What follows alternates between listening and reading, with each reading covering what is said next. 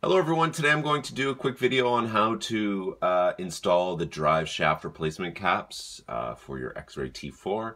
As you can see here, I'm using the optional 3.5mm orange strong versions.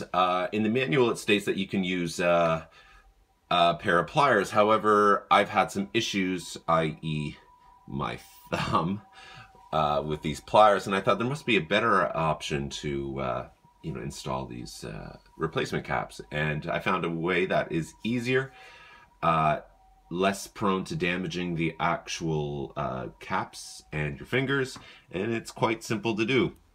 What you do is you first slide in the one pin into the one end of the replacement cap, and on like a fairly stable surface, as you can see here, this rubber mat, just simply position the actual pin in alignment for the other side, rotate, push down, and there you go. Everything's all seated in there, and it's all perfect. No pliers needed, and you're finished. Okay, I hope this was of help.